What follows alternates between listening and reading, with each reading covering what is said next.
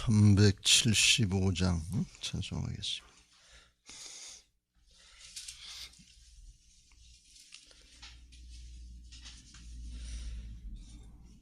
(375장입니다) 나는 갈 길 모르니 주여 인도하소서. 어디 가야 좋을지 나를 인도하소서. 어디 가야 좋을지 나를 인도하소서. 아무것도 모르니 나를 가르치소서.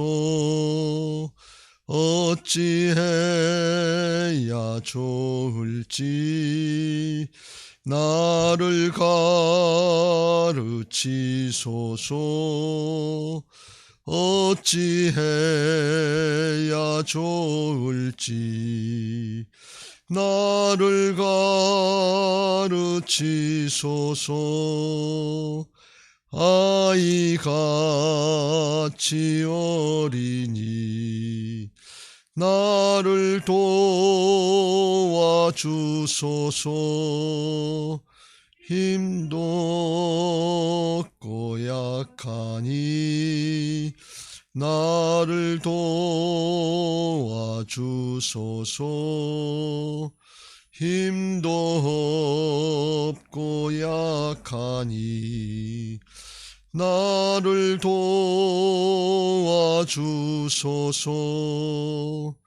마음심이 슬프니 나를 위로하소서. 의지 없이 다니니 나를 위로하소서. 의지 없이 다니니 나를 위로하소서.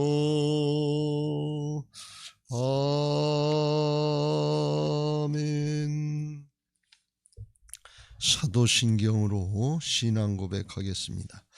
전능하사 천지를 만드신 하나님 아버지를 내가 믿사오며 그 외아들 우리 주 예수 그리스도를 믿사오니 이는 성령으로 잉태하사 동정녀 마리아에게 나시고 본디오 빌라도에게 고난을 받으사 십자가에 못 박혀 죽으시고 장사한 지 사흘 만에 죽은 자 가운데서 다시 살아나시며 하늘에 오르사 전능하신 하나님 우편에 앉아 계시다가 저리로서 산 자와 죽은 자를 심판하러 오시리라.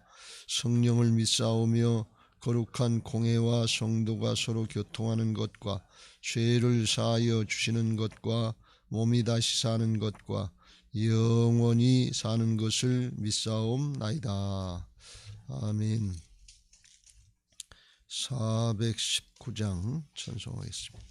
419장 찬송하겠습니다.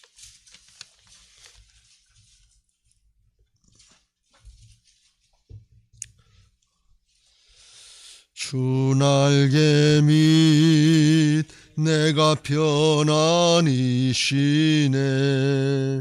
밤 깊고 비바람 불어쳐도 아버지께서 날 지켜주시니 거기서 편안히 쉬리로다. 주 날개 밑 평안하다. 그 사랑 끈을 짜니뇨. 주 날개 밑 내 쉬는 영혼 영원히 거기서 살리. 주 날개 밑 나의 피난처 되니 거기서 쉬기를 원하노라. 세상이 나를 위로치 못하나 거기서 평화를 누리리라. 주 날개 밑 평안하다. 주 사랑 끊을 자니뇨. 주 날개 밑 내 쉬는 영혼 영원히 거기서 살리. 주 날개 밑 참된 기쁨이 있네. 고달픈 세상길 가는 동안 나 거기 숨어 돌보심을 받고 영원한 안식을 얻으리라. 주 날개 밑 평안하다. 그 사랑 끊을 자니뇨. 주 날개 밑 내 쉬는 영혼 영원히 거기서 살리. 아멘. 성경 말씀 보시겠습니다. 구약 성경 민수기서 35장에서 보겠습니다. 35장 9절부터 28절 말씀까지, 9절부터 28절까지 한 절씩 교독하겠습니다. 여호와께서 또 모세에게 말씀하여 이르시되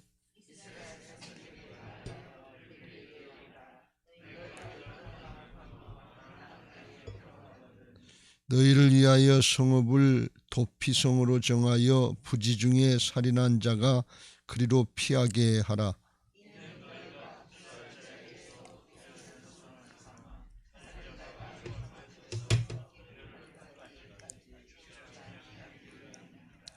너희가 줄 성읍 중에 6을 도피성이 되게 하되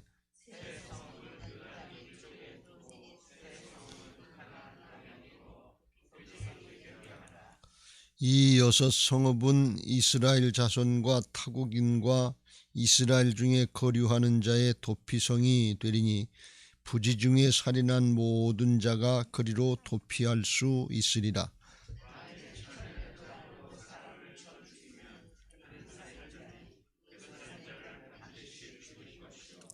만일 사람을 죽일 만한 돌을 손에 들고 사람을 쳐 죽이면 이는 살인한 자니 그 살인자는 반드시 죽일 것이요.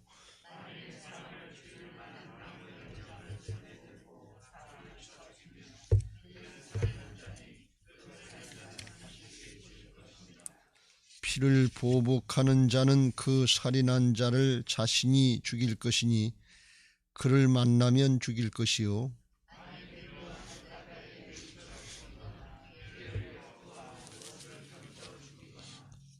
아기를 가지고 손으로 쳐 죽이면 그 친자는 반드시 죽일 것이니 이는 살인하였음이라. 피를 보복하는 자는 살인자를 만나면 죽일 것이니라.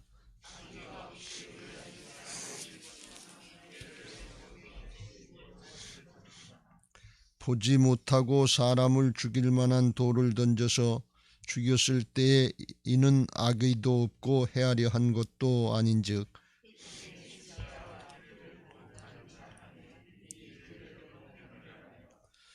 피를 보복하는 자의 손에서 살인자를 건져내어 그가 피하였던 도피성으로 돌려보낼 것이요 그는 거룩한 기름 부음을 받은 대제사장이 죽기까지 거기 거주할 것이니라.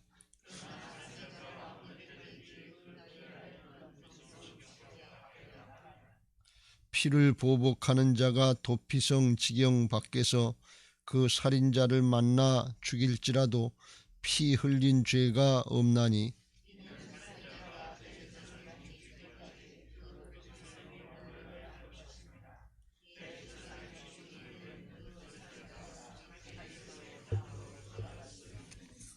아멘. 오늘 우리가 읽은 말씀을 통해서 도피성 제도다 하는 것을 말씀하고 있습니다.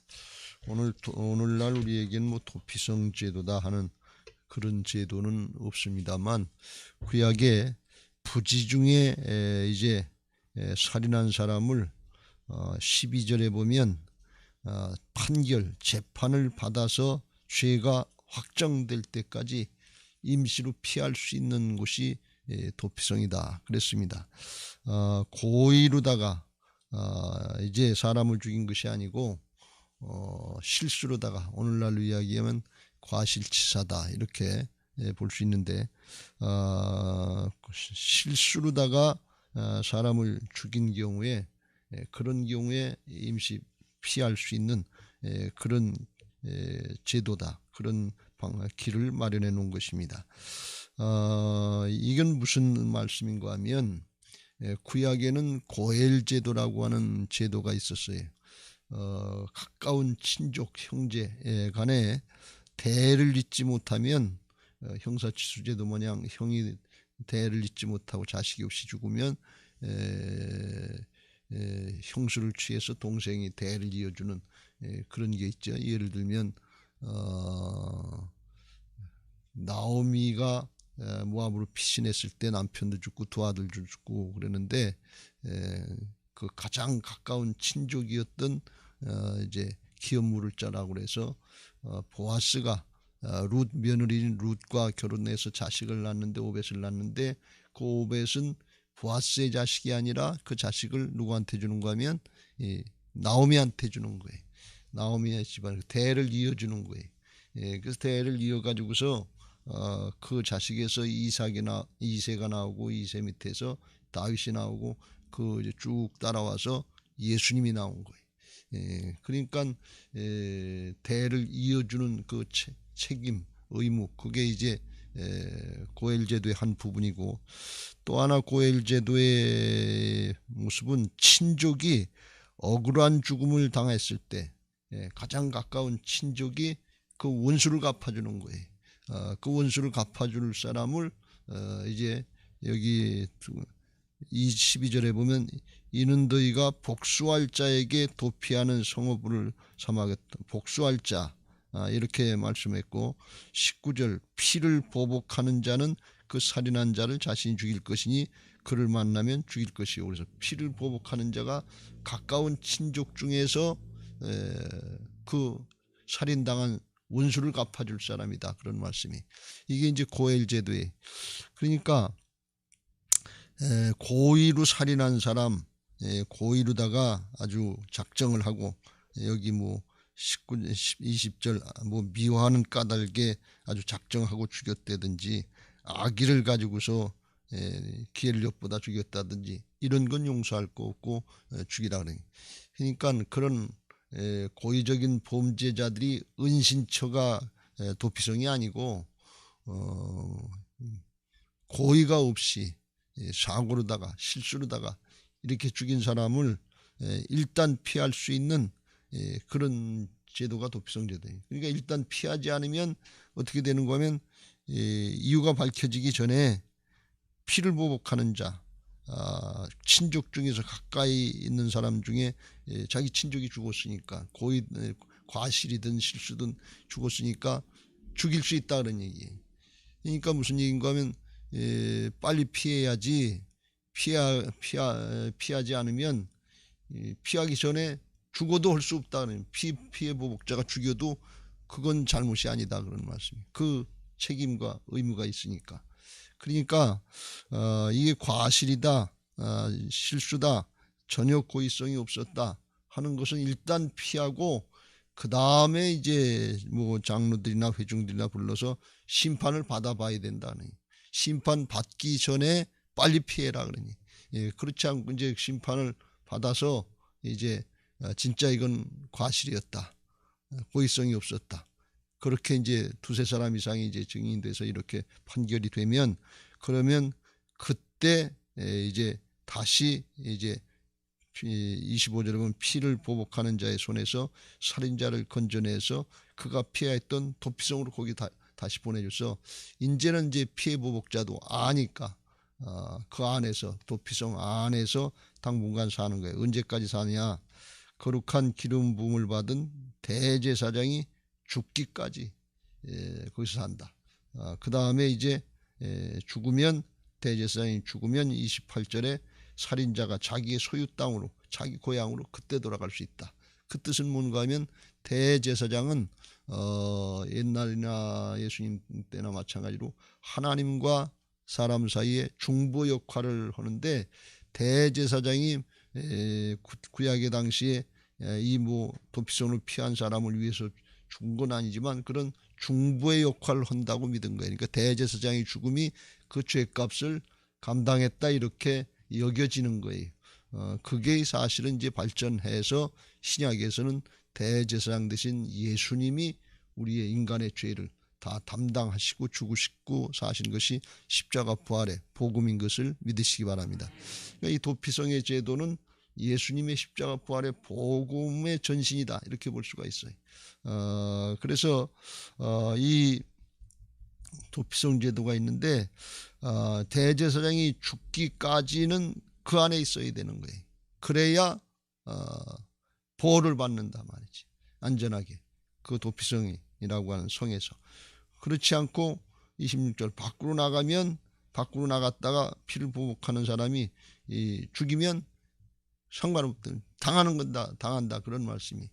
그러니까 자기는 과실이었다 이제 하는 것이 판가름 났지만, 판가름 났어도 그 당한 가족, 유가족이랄까, 그 가족 또는 친족이 볼 때 사람을 죽인 건 죽인 거 아니에요. 내 가족이 죽었는데 내 자식을 누가 과실이라고 그러고 죽였다 그러면 그냥 그것만 믿고서 그냥 기분이 좋겠어요. 아유 됐다고 그러겠어요.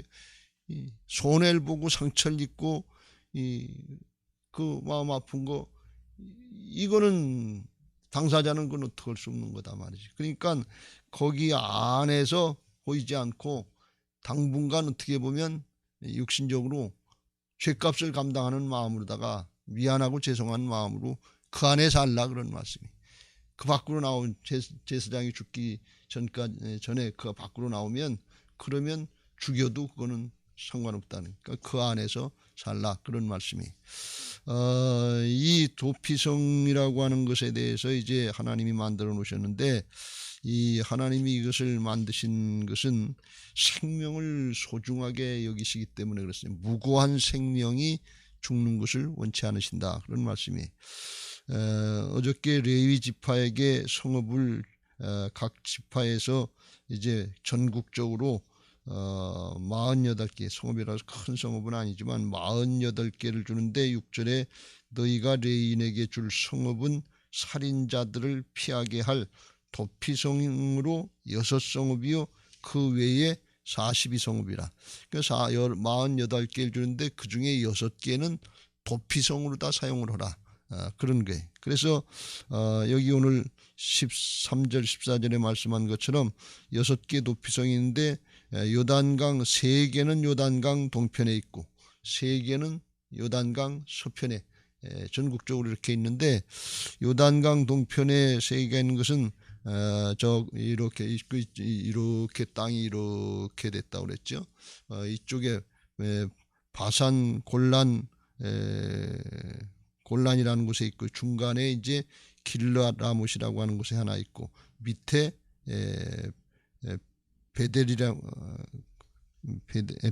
베셀이라고 하는 곳에 하나 있고, 또 요단강 서편엔 맨 꼭대기에 맨 밑에 헤브론이라고 하는, 중간에 세겜, 그 다음에 게데스. 그러니까 전국적으로 이렇게 있는 거예요. 그러니까 이렇게 전국적으로 배열을 해놓은 것은 어디서 살인 사건이 났든지 간에 거의 이게 거리가 비슷하다는 거예요. 이렇게 뭐 거의 정삼각형 정도 이렇게 될 정도로 해서 어디서 났든지 빨리 피신할 수 있도록 그렇게 했다는 거예요. 그래서 도피성으로다가 가는 길도 잘 닦아놓고 넓은 길을 닦아놓고 그리고 표지판도 크게 했다는 거예요. 거리 빨리 피해야 그래야 안전하게 살 수 있다는 그걸 이제 하는 거예요. 근데 거기 피할 수 있는 사람은 15절 이 성읍은 이스라엘 자손과 타국인과 이스라엘 중에 거류하는 자의 도피성이 되리니 부지 중에 살인한 모든 자가 그리로 도피할 수 있으리라. 그러니까 이스라엘 백성들만 구원받는 것이 아니고 그 땅에 사는 사람들은 그 안에 들어 사는 사람들은 타국인이든지 잠시 거류하던 사람들인지 누구든지 다 그 효과를 혜택을 입을 수 있다. 은혜를 입을 수 있다. 그런 말씀이 피하면 그렇게 받을 수 있다. 그런데 고의로다가 사람을 죽인 사람 이거는 안 된다. 그런 말씀. 이건 왜 안 되는 거면 생명이 하나님께로부터 왔고 생명의 주인이 하나님이신데 알면서도 고의적으로 죽였기 때문에 그거는 이 하나님의 이 자리를 넘은 그러니까 월권 행위를 했다는 하나님만이 하실 수 있는 걸 사람이 했기 때문에 이건 알고 고의적으로 지은 죄이기 때문에 이건 그 고의적으로 죄를 지는 사람들은 특징 중에 하나가 뭔가 하면 회개를 안 해요. 회개가 못해. 왜 이게 구약의 시편 19편에 나와 있는 것처럼 다윗이 고백한 것처럼 고범죄를 짓지 말기 위해서 죄에 붙잡히지 않게 하옵소서. 고의적으로 알면서 짓는 죄가 굉장히 무서운 거예요. 이거 습관이 되고 그래서 죄에 붙잡히는 거예요. 습관적으로 알면서 짓는 죄가 있으면 빨리 회개하시길 주의 이름으로 축원합니다. 이거 내가 알지 내가 마음 먹고 있으니까 알지 아무 때나 돌이키면 되지 그렇게 사단이 만만하지 않아요. 회개는 하나님의 은혜가 아니면 안 되는 것을 믿으시기 바랍니다. 저절로 그냥 쉽게 마음만 먹으면 그렇게 마음만 먹었으면 사람들 다 바뀌게 해요. 그게 안 되니까 문제지. 점점 더 심해지는 거예요. 그러니까 이 고범죄는 아주 무서운 거예요. 그러니까 우리가 신앙하면서 착각들 하는 것 중에 하나가 이게 자기 잘못된 습관이 있는데 알면서 그리스도인들이 짓는 죄 중에 이게 안다고 하면서 짓는 죄가 무섭다 그랬잖아요. 그런 거 하면 이건 금식을 하든지 뭘 하든지 끊어내시길 주의 이름으로 축원합니다. 죄악하고 적당히 타협할 게 아니에요. 이거는 용서가 안 된다 말이죠. 그러니까 이거는 큰일이지요. 그래서 이건 죽이라 그러니 반드시 죽이라. 여기 그럴 일이 있으면 19절 피를 보복하는 자는 그 살인한 자를 자신이 죽일 것이니 그를 만나면 죽일 것이요. 만약에 과실처럼 이렇게 위장을 했는데 나중에 판결을 해보니까 이게 고의적인 살인자였다. 그렇게 판결이 나왔다. 그러면 그것도 죽이는 거예요. 그러니까 함부로 생명을 죽이는 이것에 대해서는 하나님께서 철저히 금하는데 이제 과실로다가 전혀 우연히 신명기서 19장에 보면 그런 얘기가 나와요. 나무를 패는 일을 하다가 어떻게 잘못해가지고 도끼자루에서 도끼 날이 빠져나가지고 그게 날아가서 다른 사람을 쳐서 죽였다. 이건 뭐 죽이려고 그런 게 아니고 전혀 우연인데 그런 경우가 있을 수 있는데 그런 경우 같은 거 이런 것들은 사람 죽였다고 죽이면 그 살인한 사람 우연히 살인한 사람 이 사람도 죽게 되니까 무고한 생명을 죽이지 않게 하기 위한 하나님의 특별한 은혜와 사랑이다. 그런 말씀이. 그래서 이 도피성 제도라고 하는 것은 하나님의 사랑과 공의 하나님의 성품 중에 사랑과 공의 얘기인데 이걸 잘 나타내는 제도다. 그렇게 볼 수가 있어요. 무슨 말씀인가 하면 살인죄는 이건 무서운 겁니다. 방금도 말씀드린 것처럼 이건 생명이 하나님께 있기 때문에 함부로 사람을 죽이는 거 이거는 하나님이 허락하신 일이 아니에요. 창세기 9장 6절에 보면 어떤 말씀이 있는가 하면 이런 말씀이 있어요. 다른 사람의 피를 흘리면 그 사람의 피도 흘릴 것이니 이는 하나님이 자기 형상대로 사람을 지으셨습니다. 정상적으로 우리가 살면 하나님의 형상을 입고 하나님의 심정, 성품을 닮아가야 되기 때문에 사람 죽이는 게 아니라 사랑해야 될 줄로 믿습니다. 나 중심이 아니라 상대방 중심인 게 이게 정상인 것을 믿으시기 바랍니다.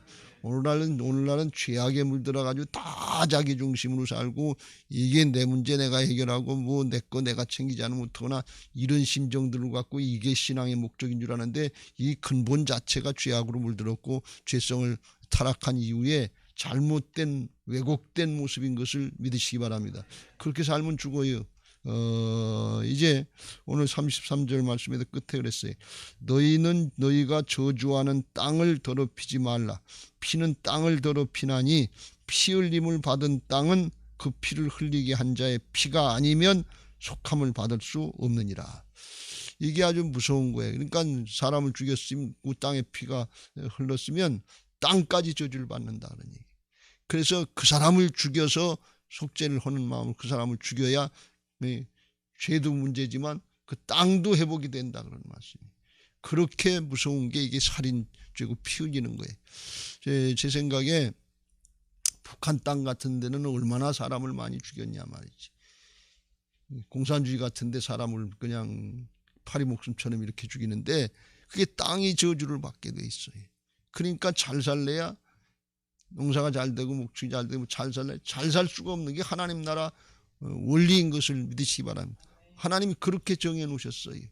그런데 그 죄를 이제 돌이키고 회복되는 그런 은혜가 예수님의 보혈인 것을 믿으시기 바랍니다.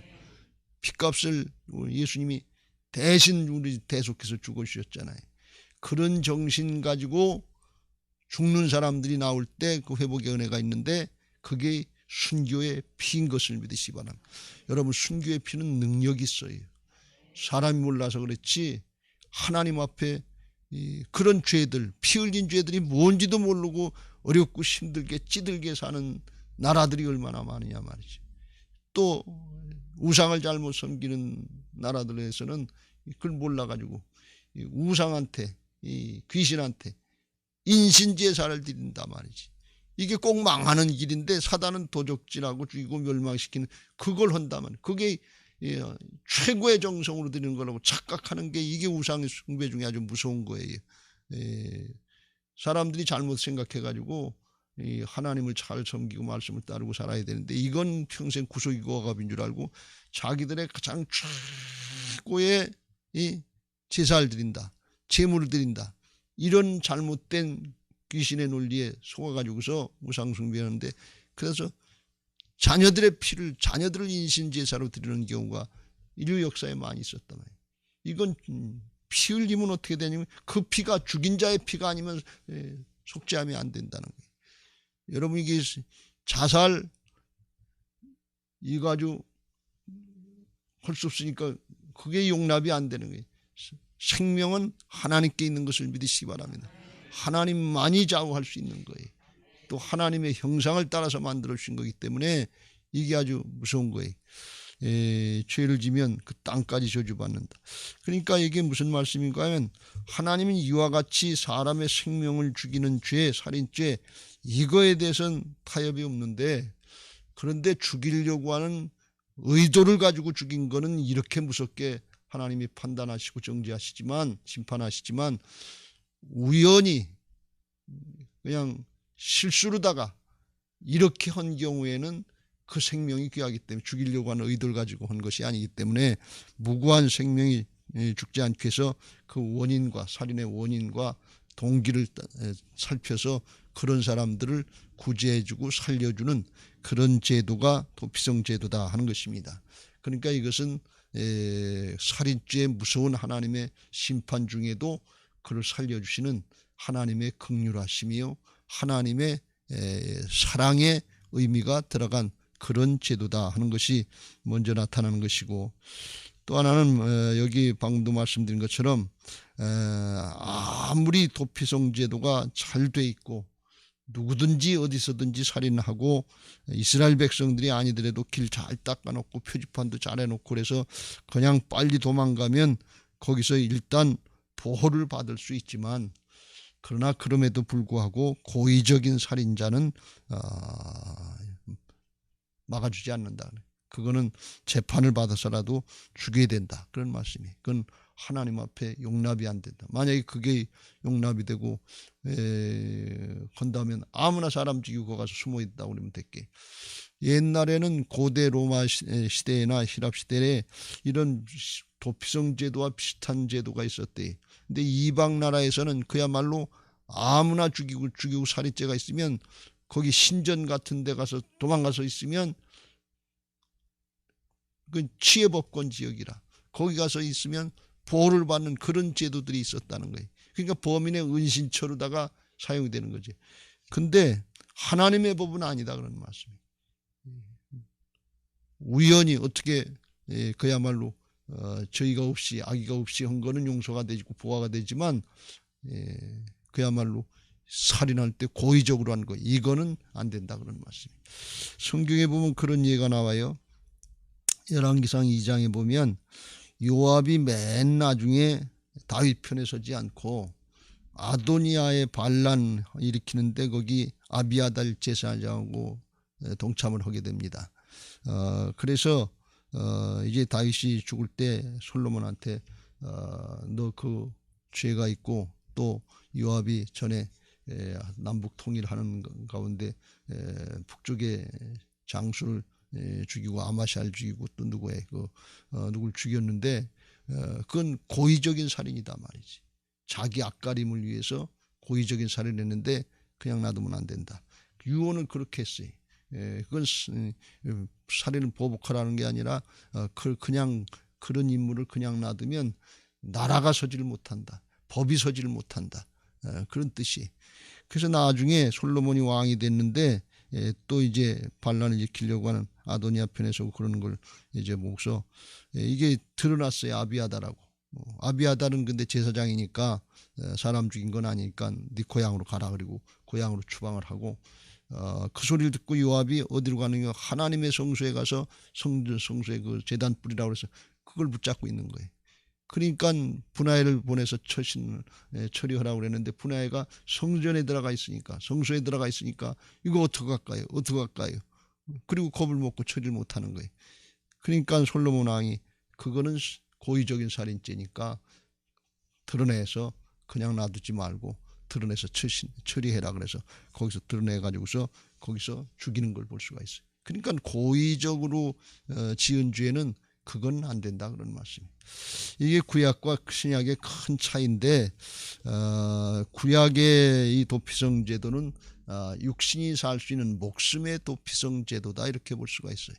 그러나 신약에 우리는 예수님의 십자가 보혈의 은혜로 또 부활의 생명으로 주님께로 피하는 사람들은 주님은 영원한 도피성이 되는 것을 믿으시기 바랍니다. 수고하고 무거운 짐진 자들아 다 내게로 오라, 내가 너희를 쉬게 하리라 말씀하셨는데, 이거는 영원한 도피성이 영혼을 구원해 주는 거예요. 육신의 목숨 여기에 연연하는 게 아니에요. 그 차이가 있는 거예요. 그래서 예를 들면 고재봉 같은 그런 살인 강도, 사람을 많이 쳐 죽였다고 그랬는데, 도끼를 정말 쳐 죽였다고 그랬는데, 근데 감옥에서 복음을 듣고 회개를 했단 말이지. 그리고 많은 사람들이 오히려 자기가 죽인 사람보다 전도한 사람이 더 많은 거예요. 죽을 때까지 전도하면 죽으면서도 나 같은 죄인이 어떻게 용서를 받고 하나님의 자녀가 돼서 천국에 갈 수 있겠냐 말이지. 죽는 것도 감사하다 말이지. 죽는 걸 두려워하지 않는 거예요. 왜? 천국에 갈 수 있는 게 믿어졌으니까. 마땅히 지옥에 가야 될 텐데 천국으로 간다고. 이게 믿어진 거예요. 그러니까 성령에 충만해서 형장으로 처형받으러 가면서도 그러면서도 찬송하면서 가는 거예요. 왜? 영원히 구원받은 게 성령의 감동 가운데 이게 확증이 된 거예요. 광야 출애굽 세대들이 복음을 체험하고 부엘의 생수를 마시고 기뻐서 즐거워서 광야길을 가는 것처럼 복음을 체험하고 확신한 사람은 바뀌는 것을 믿으시기 바랍니다. 여러분, 우리가 이게 신앙의 은혜인 것을 믿으시기 바랍니다. 항상 기뻐하라, 쉬지 말고 기도하라, 범사에 감사하라. 이는 그리스도 예수 안에서 너희를 향하신 하나님의 뜻이니라. 이게 은혜인데 무슨 물질 조금 얻는 거, 명예 조금, 권력 조금 얻는 게 이게 신앙의 목적인 줄 알고 그것 때문에 위축당해가지고서 하나님 앞에 실망하고 낙망하고 원망하고 불평하다 광야에서 확 죽어버리는 그런 기부를 갖다 불만족의 죽음, 탐욕의 무덤, 여기 맺힌 죽는 거, 이게 신앙이 아니다 그런 말씀이에요. 여러분, 이런 마음 있으면 오늘 싹 다 버리고 회개하시길 주의 이름으로 축원합니다. 주님의 이름을 부끄럽게 하는 거예요. 그건 주님이 그걸 다 담당해서 살인 강도라도 구원받고 영원한 하나님 나라가 믿어지고 천국이 믿어져서 하늘이 열려지고 말씀이 믿어지고 복음이 믿어지고 기뻐서 즐거워서 찬송하면서 하나님께로 가는 게 인생인 것을 믿으시기 바랍니다. 내가 길이요 진리요 생명이 나로 말미암지 않고는 아버지께로 올 자가 없는데 예수님 믿으면 하나님께로 간다. 천국으로 간다. 이게 성령의 역사 가운데 불신앙하고 못 믿게 하고 염려하고 근심하고 원망 불평했던 어둠의 영들, 성령의 역사가 있으면 싹 다 물러가는 것을 믿으시기 바랍니다. 그걸 모르고 내 기분, 내 감정, 내 사정, 이건 믿음을 바로 하지 않았기, 복음을 바로 믿지 않기 때문에 그래. 이거 세상 신에게 속지 말고 쫓아버리시길 주의 이름으로 축원합니다. 이 고재봉 같은 사람도 몸은 사형이 당했지만 참 생명은 영원이기 때문에 하나님 앞에 찬송하면서 갔단 말이죠. 나는 부활이요 생명이니 나를 믿는 자는 죽어도 살겠고 살아서 나를 믿는 자는 영원히 죽지 아니하리니 이것을 내가 믿느냐. 살아서 믿었는데 고재봉이 영원히 죽지 않았어요. 육신의 목숨은 죽었죠. 다 죽어요. 한 번 났다 한 번 죽는 게 하나님의 정하신 이치인 것을 믿으시기 바랍니다. 그런데 영원히 사는 사람이 있는데 참 생명은 영원인 것을 믿으시기 바랍니다. 그래서 우리가 이 부활의 믿음, 참 생명, 영원한 믿음, 이 기초를 든든히 할 때 세상의 어떤 어려움과 역경 중에도 광야 이스라엘 백성들이 출애굽 2세들이 바뀌어진 이유가 거기 있는 거예요. 복음을 체험한 사람은 바뀌어지는 것을 믿으시기 바랍니다. 코로나가 무서운 게 아니에요. 믿음 없는 게 무서운 거지. 코로나가 무서운 게 아니에요. 복음을 못 믿는 게 무서운 거지. 그 마음에 하나님이 없고 복음이 없고 말씀이 없으면 두려워서 벌벌벌 떨고 찬송하면서 감사하면서 기뻐하면서 살 수 있는 그런 인생이, 그런 신앙이 염려하고 근심하고 원망하고 불평하다 그 탐욕의 무대 광야 가운데 거기서 기부로 갔다와 불만족의 죽음으로 끝나고 만다. 그게 인생이에요. 질문 하나 하겠습니다. 오늘 여기서 복음을 들었으니까 이제 여러분들의 마음은 아주 기쁨이 충만하고 아주 만족하게 싹 바뀌어버렸지요. 복음을 들었잖아요. 지금 내 사정 상관없이, 내 형편 상관없이 아유 할렐루야입니다. 오늘 예배 나와서 예배하는 거 아유 감사합니다. 눈물이 나오려고 그럽니다. 이게 이 복음이다 그런 말씀이에요. 이게 안 됐으면 뭐냐, 아직까지 자기 육신의 사정 형편, 육신의 기분 감정에 사로잡혀 있다 그런 말씀이에요. 여러분, 신앙은 기분 감정 아니에요. 신앙은 자기 어떤 연민 아니에요. 신앙은 말씀인 것을 믿으시기 바랍니다. 신앙은 영인 것을 믿으시기 바랍니다. 신앙은 믿음인 것을 믿으시기 바랍니다. 자기를 부인하고 주님 따라가는 게 이게 신앙인 것을 믿으시기 바랍니다. 주님으로 말씀하면 염려하고 근심하고 멸시 천대받고 평생 그렇게 사셨지만 그 마음속엔 기쁨이 충만하시다 그랬어요. 왜요? 하늘에 속한 자의 삶을 사는 거예요. 땅의 것 때문에 원망하고 불평하고 실망하고 낭망하는 자가 아니라 이건 땅에 속한 자지요. 하늘의 것 때문에 기뻐하고 즐거워하고 감사하면서 사는 사람이 믿음의 사람, 하나님의 자녀인 것을 믿으시기 바랍니다. 이 영적인 신분을 확신하세요. 그게 예수님께로 피한 자다 그런 말씀이에요. 오늘 하나님 앞에 나와서 예배하는데 뭐하러 나왔습니까? 예수님께로 피하러 나왔지요. 예수님께 맡기러 나왔죠. 수고하고 무거운 짐 나한테 맡기고 가라 하는데 도로 들켜지고 가면 누가 주인이에요? 자기가 주인이지. 자기가 하나님 노릇하면서 하나님을 원망해. 그거 내려놓고 주님께 맡기고 믿음으로 놋뱀 바라보고 믿음으로 순종하고 나가면 부엘의 생수가 있는 것을 믿으시기 바랍니다. 이게 하나님의 역사예요. 그걸 신앙한다면서 평생 이걸 못 누려요 우리가. 그리고 오로지 그냥 문제 해결, 육신의 목숨의 것, 이게 다인 줄 알고 여기에 붙잡혀 산단 말이죠. 오늘 그렇게 산다고 그러면 빨리 깨닫고 오늘 회개하고 돌이키고 예수님께로 피하시길 주의 이름으로 축원합니다. 이게 도피성이에요. 이게 영원한 도피성이, 이게 영적인 도피성이에요. 그걸 누릴 수 있는 신앙들 되시기를 예수님의 이름으로 축원합니다. 할렐루야. 이제 받은 말씀 기억하시면서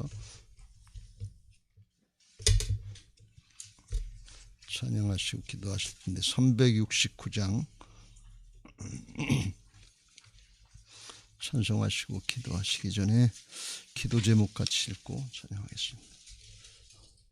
부활신앙 및 성전 건축을 위한 기도 제목. 민수기 14장 28절.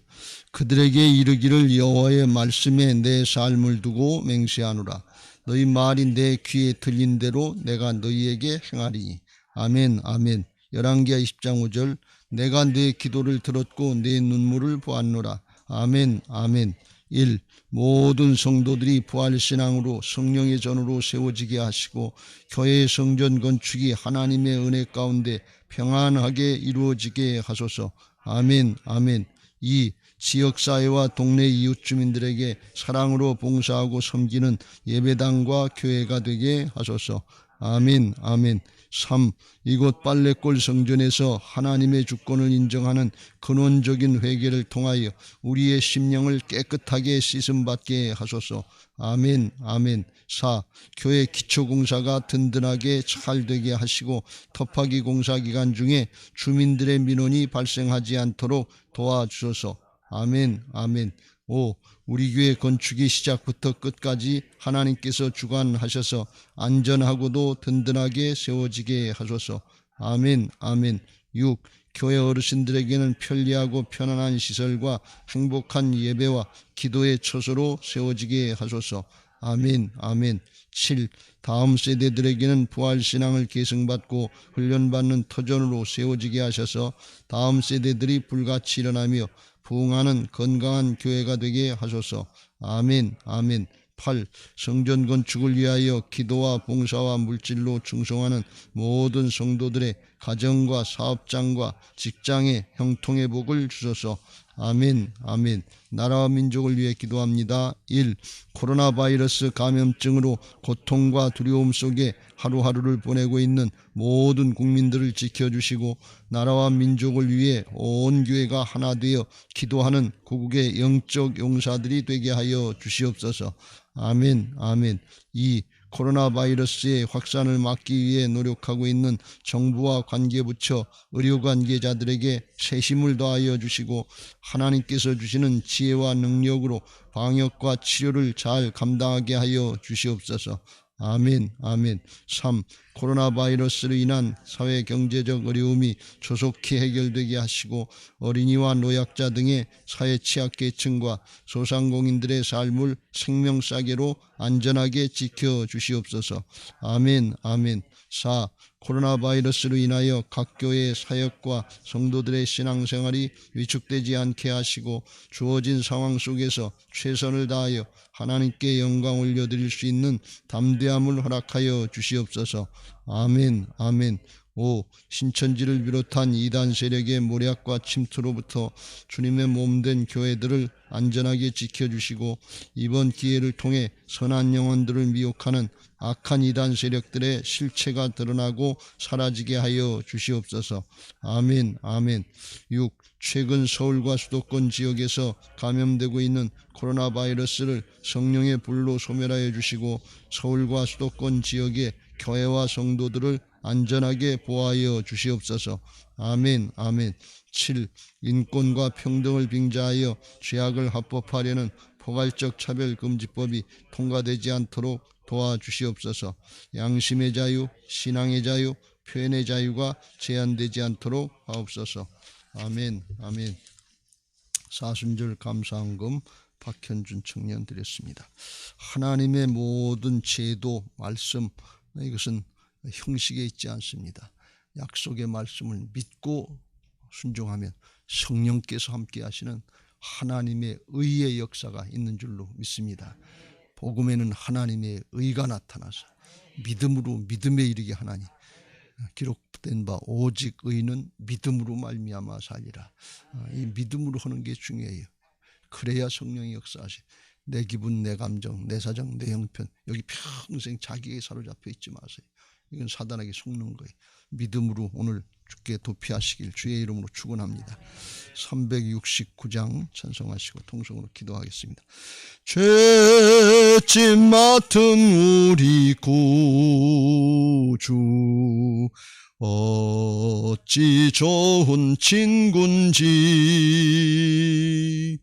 걱정 근심 무거운 짐 우리 주께 맡기세.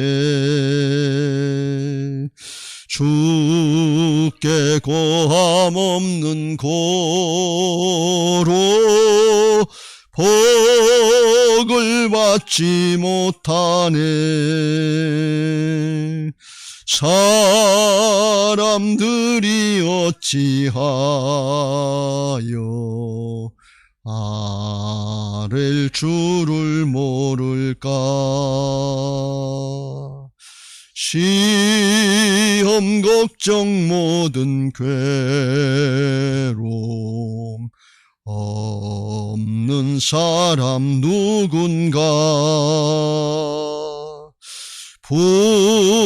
부질없이 낙심 말고 기도 드려 아뢰아멘. 이런 진실하신 친구 찾아볼 수 있을까. 우리 약함 아시오니 어찌 아니하렐까. 근심 걱정 무거운 짐 아니 진자 누군가. 피난처는 우리 예수. 주께 기도드 두 손 들고. 세상 친구 멸시하고 너를 조롱하여도 예수 품에 안기어서 참된 위로 받겠네. 다 같이 주여 삼창합니다. 주여 주여. 할렐루야. 사랑의 하나님 감사합니다. 자국 깨면 우리 앞에 문제가 있고 아버지 하나님이여 사단의 해방이 있어서 염려와 근심과 걱정과 두려움 가운데 살 수밖에 없고 아버지여 그게 아버지여 진리인 줄 알고 내 기분 내 감정 내 사정 내 형편에 얽매여서 평생 출애굽 1세대들 모양 광야 가운데 원망과 불평 가운데 불만족 가운데 죄악의 종로로 타다가 죽을 수밖에 없는 것이 우리의 인생의 과정이요 아버지 신앙의 과정인 줄로 착각하고 살 때가 너무 많았던 것을 고백을 합니다. 하나님께서 오늘 도피성 제도를 만들어 놓으시고 아버지 고의적으로 지은 죄가 아닌 모든 것들 아버지 하나님이여 다 용서받고 회개하고 돌이킬 수 있도록 은혜를 주신 것을 감사합니다. 예수님이 만 아버지 왕의 왕이 되시고 대제사장이 되셔서 이제 우리의 모든 죄를 다 담당해 주고 죽고 사셔서 누구든지 예수님을 의지해서 주님 앞에 나와서 아버지 피난처를 삼고 피하려고 하는 모든 인생들의 아버지여 사정 형편을 들어주시고 기도를 들으시고 피난처가 되어주시고 아버지의 영혼을 구성하여서 아버지여 고재봉과 같은 살인 강도라도 용서받고 찬송하면서 살아갈 수 있는 아버지 하나님 앞에 출애굽 2세대들의 복음을 체험한 생명의 삶을 허락하신 것을 감사합니다. 오늘 하나님 앞에 나와서 예배하고 아버지여 말씀 붙잡고 기도하는 모든 성도들에게 중심으로 주님께 피하는 은혜가 있게 하여 주옵소서.